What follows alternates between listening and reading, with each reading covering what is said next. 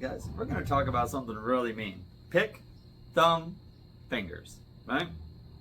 Finger play. Pick play. Thumb play. Did you notice something really interesting about those? Yeah, they sounded different. Yeah, that's kind of the cool thing about it. The finger style has kind of more of a mellow traditional sound. Pick play has more of an aggressive attack on the front end and then a fairly fast decay. The reason why the decay sounds so fast is because you have a really high peaked attack and then it goes woo! That's your attack, decay. Fingers, the attack's not usually as high, so the decay and the attack have a similar tone volume level. Thumb, very high attack, very fast decay. Yep, that's right. Finger, pick, thumb. Now, the other thing you'll notice about thumb is it also has kind of a poof sound. The reason for that is because when you're pushing down, your string actually hits the frets. That's okay. That's just one of the many ways to play it. Thumb playing is so individualistic to the artist doing it. Some guys have a stiff hand, so they're moving their entire wrist. That's fine. Victor has like that up down thing going on. I can't do it. My thumb is woo, and then I've got a loose thumb.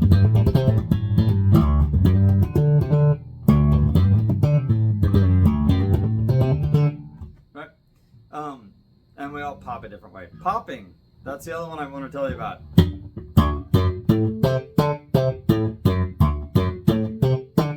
Has a really quick decay to it too. So, which one's superior, which one's not? Nope, not the way you should be thinking about it. The way you actually should be thinking about that is, what do you need in that moment? Right? So, slapping bass. Oh yeah, slap. When they hit it. Really hard to mute your strings that way, but back in the olden days when guys were playing stand-up basses, they would slap the bass.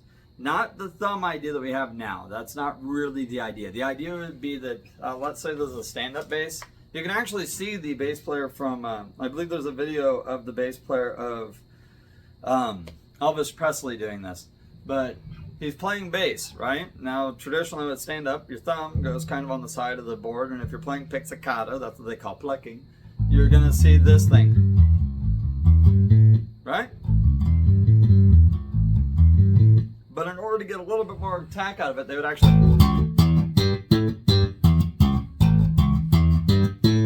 they'd pull it. The reason why they do that is because back then amplification wasn't exactly a thing, so all these big amps that you see behind me weren't readily available.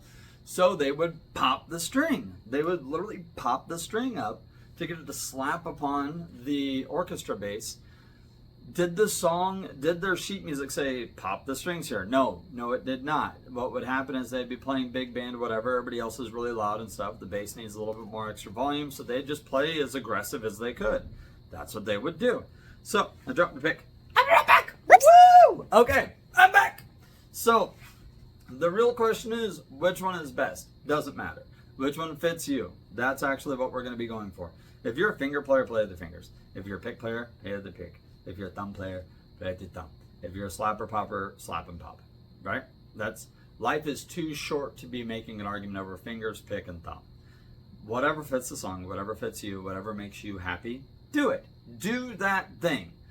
Mix with your band, have a good time, get out there and play. If somebody comes up to you and goes, oh dude, you're playing with the pick, that sounds so terrible, just remember that some of the biggest songs in history were played with a bass player using a pick.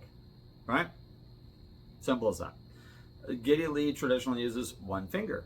Weird. The bass player, James Jamerson, he played as if he was playing a stand-up bass with his strings like a mile off the fretboard, guys.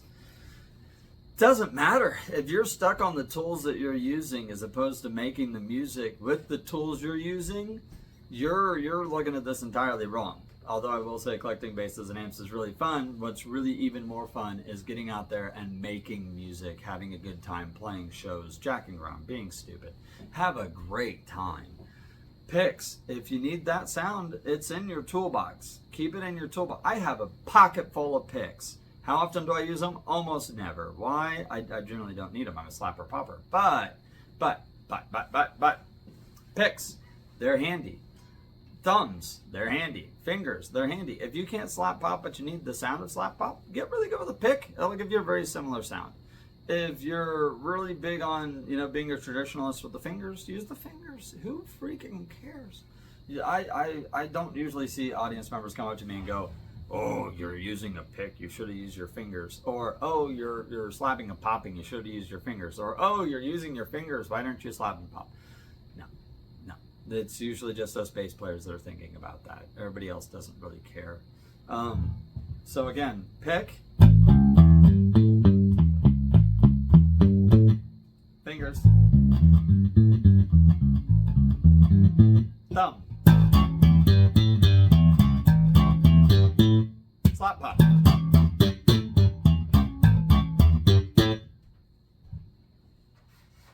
It's all just playing to me. Anyway, you guys have a good one. Hope that kind of helps with the weighing in of pick versus fingers versus thumb versus slap pop. And then you got friggin' like smacking.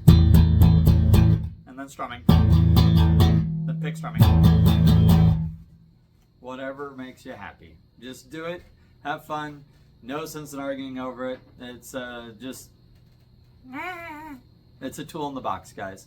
Develop as many tools as you can and then enjoy using them. Anyway, have a good time, and I'm gonna go get more coffee. Bye!